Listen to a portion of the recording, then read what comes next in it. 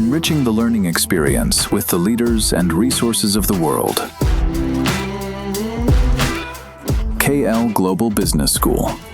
Madam Beti Bachao Beti Padhao అంటారు, కానీ నిన్న చూస్తే మహిళలకి చాలా విధంగా ఇబ్బంది పెట్టారు. అక్కడ మహిళ అయిన మరి ప్రియాంక గాంధీని కూడా అరెస్ట్ చేశారు, పోలీస్ స్టేషన్ తరలించారు. ఎట్లా చూస్తారు? బేటీ బచావో బేటీ పడావో అనే ఒక నినాదము కేవలము బండ్ల మీద వెనక రాసుకోవడానికే పనికొస్తుంది. నరేంద్ర మోదీ గారి ప్రభుత్వంలో చదువుకుంటామంటే చదువుకొనండి అని కొనుక్కోమని చెప్తా ఉన్నారు. వీళ్ళు పరీక్షలు సరిగా నిర్వహించే స్తోమత లేనటువంటి ప్రభుత్వము భారతదేశాన్ని ఏ విధంగా పరిపాలన చేస్తుందో మాకు అర్థం కావట్లేదు. ఇదంతా చూస్తూ ఉంటే ఏంటంటే భారతదేశంలో ఉండేటువంటి యువత చదువుకోవాల్సిన అవసరం లేదు, మీరు అందరు కూడా మాలాగా RSS లో చేరమని చెప్తున్నారేమో అని అర్థమైతా ఉన్నది. వాళ్ళలాగా లాఠీలు పట్టుకోవాలి లేకపోతే చెడాయించాలని చెప్పేసి అనుకుంటా ఉన్నారేమో. కానీ వాళ్ళ భారతదేశంలో ఉన్నటువంటి యువకులు భారతదేశానికి ఒక గొప్ప సంపద. ప్రపంచమంతా కూడా మెచ్చుకోగలిగినటువంటి మేధావితనం ఇవాళ భారతదేశంలో ఉన్నది. దాన్ని అణగదొక్కే ప్రయత్నం ఇవాళ నరేంద్ర మోదీ గారు చేస్తా ఉన్నారు. భారతదేశంలో ప్రజాస్వామ్యయుతంగా ధర్నాలు చేసి రస్తారోకలు చేసి పార్లమెంట్లను అసెంబ్లీలో స్తంభింప చేసేటువంటి ఘన చరిత్రలు గతంలో ఉన్నాయి. మరి వాళ్ళ నరేంద్ర మోదీ గారి నాయకత్వంలోనే ఎవరు మాట్లాడినా వాళ్ళ మీదకి లాఠీలు తూటాలు వెలుస్తా ఉన్నారు. ఒకవైపు నక్సలైట్లను ఏరేస్తా ఉన్నారు, ఒకవైపు యువకులను విద్యార్థులను లాఠీలతోని ఇవాళ అణగదొక్కే ప్రయత్నం చేస్తా ఉన్నారు. ఒకటే ఇవాళ భారతదేశంలో ఉన్నటువంటి ఒక ప్రతిపక్ష నాయకుడిగా పార్లమెంట్ అనేది అత్యున్నతమైనటువంటి ప్రజాస్వామిక వ్యవస్థ. అది పార్లమెంట్ లో కూడా మాట్లాడేటువంటి హక్కు లేకుండా ఇవాళ రాహుల్ గాంధీ గారిని కూడా నోరు కట్టేసే ప్రయత్నం తీసుకొస్తా ఉన్నారు. బయటకు వచ్చి ఇవాళ ధర్నాలు చేసి ప్రజల తరపున కొట్లాడుతూ ఉంటే అరెస్టులు చేస్తా ఉన్నారు. ఇవన్నీ కూడా ప్రజలు గమనిస్తా ఉన్నారు. ముఖ్యమంత్రి వేదికగా దాదాపు 22 రోజుల నుండి మహిళలు అక్కడనే నిద్రాలు, అక్కడనే వాళ్ళకి సంబంధించిన ప్రతి ఒక్కరు కూడా అక్కడనే జంతర్ మంత్రి ఎట్లా చూడొచ్చు అంటే మహిళ రోడ్డు చూసాము. మొన్న ధర్నాలో చూసాము, మహిళల్ని ఎవరైతే విద్యార్థినులను కూడా మగ పోలీసులు హ్యాండిల్ చేసే పరిస్థితి మనం చూస్తా ఉన్నాము. కట్లు కట్టుకొని వాళ్ళు నిన్న అదే దెబ్బలతో కూడా ధర్నా చేసే పరిస్థితి తీసుకొస్తా ఉన్నారు. నరేంద్ర మోదీ గారికి మరి మౌనముద్ర ఎందుకో అర్థం కావట్లేదు.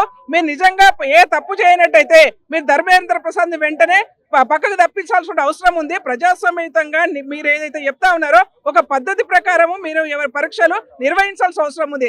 అయ్యా ఇవాళ విద్యార్థులందరూ వచ్చి మా పరీక్షలు సక్రమంగా నిర్వహించమని అడిగితే కూడా కొట్టే సంస్కృతి వల్ల భారతదేశంలో నరేంద్ర మోదీ గారి నాయకత్వంలో చూస్తున్నాం తప్పిస్తే ఇంతకు ముందు లేదు. ఇది మంచి పద్ధతి కాదు ప్రజాస్వామ్యం అని చెప్పేసి మేము తెలియజేస్తాం. కాంగ్రెస్ తీరును నిరసిస్తూ ఇలా బీజేపీ నేతలు అటు గాంధీ భవన్ ముట్టడికి అటు నాంపల్లి గ్రౌండ్ నుండి కూడా వెళ్తా ఉన్న పరిస్థితి ఎట్లా చూస్తారు? సిగ్గు శరం లేదు వాళ్ళకి, సిగ్గు శరం లేదు. భారతీయ జనతా పార్టీ కార్యకర్తలు ఎవరైతే నాయకులు ఇవాళ ధర్నాకు చేస్తా ఉన్నారో ఢిల్లీలో ఇవాళ అట్టుడుకుతా ఉంటే టీవీలన్నీ కూడా ఘోషిస్తా ఉంటే ప్రజలందరూ కూడా గమనిస్తా ఉన్నారు. ఏ మొహం పెట్టుకొని ఇవాళ మీరు గాంధీ భవన్ మీదకి వస్తారు చెప్పండి? ఇవాళ ప్రజలందరూ కూడా గమనిస్తా ఉన్నారు. మీరు మీ యొక్క లాఠీలు తూటాలతోని నోర్లు కట్టేస్తాం లేకపోతే గొంతులు నొక్కేస్తామనంటే ప్రజలు 100 కోట్ల మంది ప్రజలకు వీక్షిస్తా ఉన్నారు. ఇది మంచి పద్ధతి కాదు.